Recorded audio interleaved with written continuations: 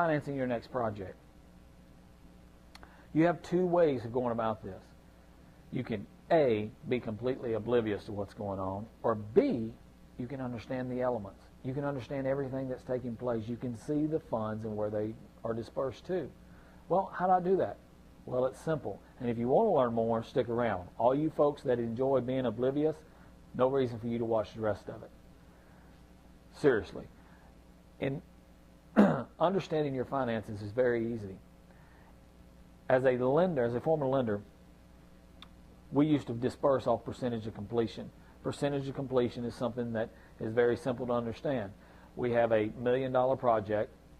We have 25% progress on the project or 25% completion. We can disperse 25% of that loan. Well, on a $1 million project, that's $250,000. Well, the contractor needs that to pay the bills. I agree. We all agree. However, how much of that $250,000 or that 25%?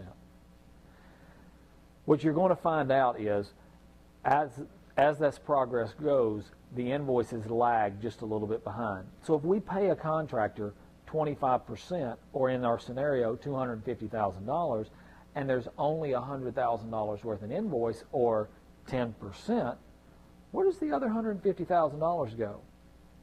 Well, too many times, when you find a contractor that's not up to par, it goes to a new boat, or make a car payment, or to finish the next house.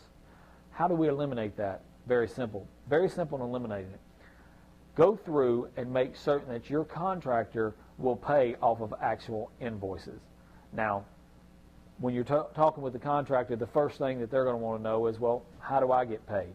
Well, that is totally between you, the lender, and the contractor. There are several ways you can do it. You can pay the contractor off of each individual invoice. They can have actual disbursements as it goes through the process. When they hit 25% or 50%, they can be disbursed funds from there. All of that is in between you and the lender. I'm not telling you how to do that. I'm telling you how to manage and understand. What you want to do is make certain that you are paying actual invoice cost. So if a contractor is charging you to build the house a flat fee, he's not going to want to show you those actual invoices. And I understand that. What you need to understand is you have to pay somebody to build that house. And the cheapest person is not always the best. The less expensive person is not always the one you want to go with.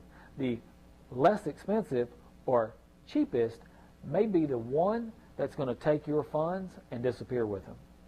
Make certain you understand that to create this whole element of building you this big, nice, wonderful house that will house your family, that will keep you secure, that is going to be one of your greatest assets in life, you don't want to skimp there.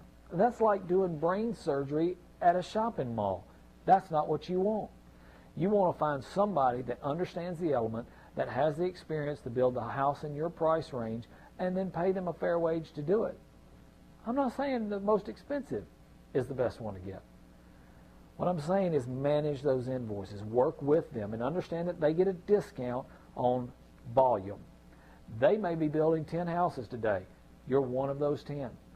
So understand that when they sit down with you and show you an invoice, this is what I actually paid, that they also have profit that needs to be paid on top of that to them.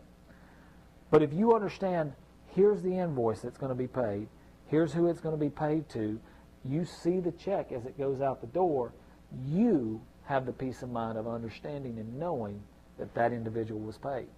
Somebody come out and did work on your project and they were paid for it. What that will do is help reduce the number of people that show up at the end of your project wanting money.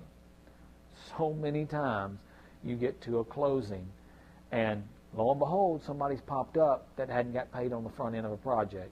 The invoice fell through the crack or it didn't get paid. Let me tell you what's happened so many times is there was no money to pay them.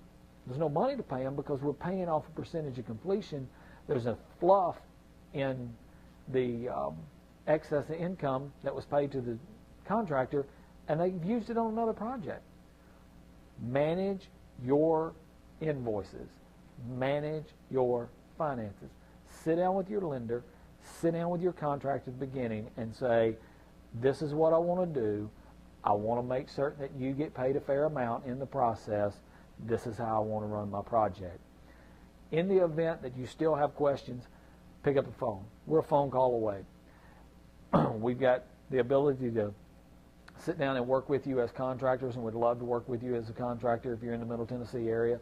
Or B, if you just need coaching. You just need somebody to explain to you the pitfalls, what to watch for, how to make you understand this process. It's very simple, but get you to where you need to be.